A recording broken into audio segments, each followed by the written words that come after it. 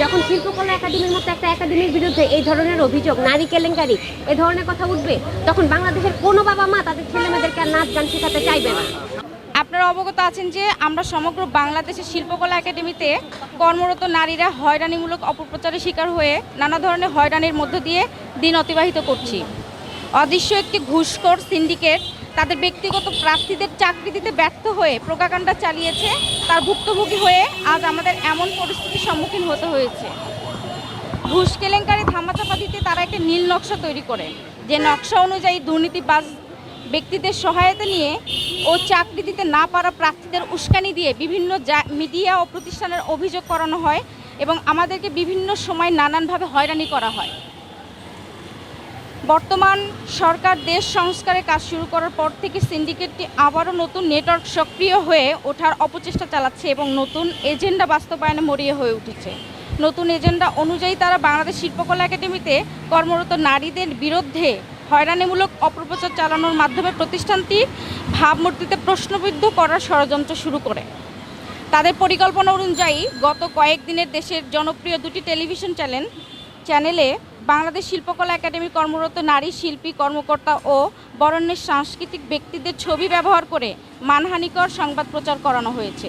প্রতিহিংসার বশবর্তী হয়ে আমাদের সহকর্মী ও একাডেমির লাইট ডিজাইনার মোহাম্মদ জসিমউদ্দিনের দেওয়া কুরুচিপূর্ণ বক্তব্য ও একাডেমির সাবেক সচিব জনাব জাহাঙ্গীর হোসেন চৌধুরীর ছবি দিয়ে একটি ভিত্তিহীন অডিও রেকর্ডের উপর ভিত্তি করে এসব সংবাদ প্রচার করানো হয়।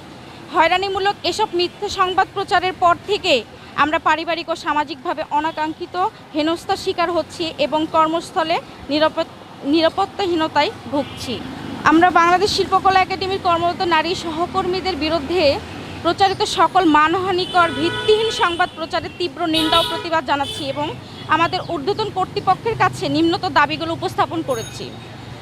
বাংলাদেশ শিল্পকলা একাডেমির কর্মরত নারী শিল্পী, কর্মকর্তা ও কর্মচারীদের হয়রানির উদ্দেশ্যে এবং প্রতিষ্ঠানটির ভাবমূর্তি ক্ষুণ্ণ করার লক্ষ্যে প্রচারিত সকল মানহানিকর ভিত্তিহীন সংবাদ অবিলম্বে প্রত্যাহার করার ব্যবস্থা নিতে হবে এবং জড়িত ব্যক্তিদের চিহ্নিত করে দৃষ্টান্তমূলক শাস্তির আওতায় আনতে হবে।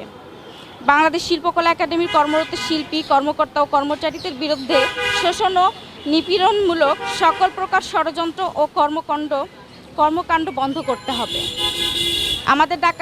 আমাদের ডাকে সাড়া দেওয়ার জন্য আপনাদের সকলের প্রতি আবারও ধন্যবাদ জ্ঞাপন করছি। সত্য, ন্যায় আর সুন্দরের যারা আসলে শিল্পকলা একাডেমিকে একটা ইস্যু করছে, তাদের মূল উদ্দেশ্য বাংলাদেশের শিল্প সংস্কৃতিকে ধ্বংস করা।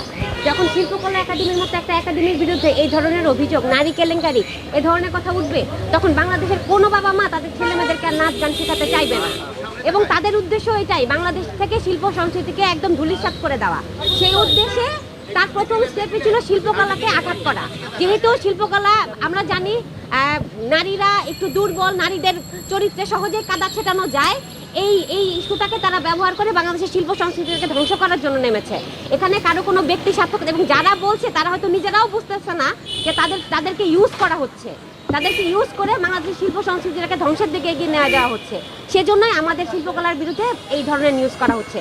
তা আমি মনে করি, এই যে শাহিদ আপা একটু আগে বলে গেল যে এই যে ছবিগুলো ফেসবুকে বারবার ব্যবহার করা হচ্ছে বা নিউজগুলোতে, এগুলো আমাদেরই আপলোড করা ছবি, যেখানে কি কেউ কোনো প্রমাণ দিতে পারবে সেখানে আপত্তিকর কোনো কিছু আছে? আমাদের সবাই জানে শিল্পকলা একাডেমিতে এশিয়ান আর্ট বিএনাল হয়, তখন অনেক ফরেনাররা আসে, বিদেশিরা আসে, তাদেরকে আমাদের নৈশভোজের আয়োজন করতে হয়। তখন আমরা সবাই শিল্পকলার প্রত্যেকটা মানুষ সেখানে উপস্থিত থাকে। সেখানকার ছবি কিভাবে করে বলছে যেগুলো সব আপত্তিকর ছবি? এটা তো হতেই পারে না।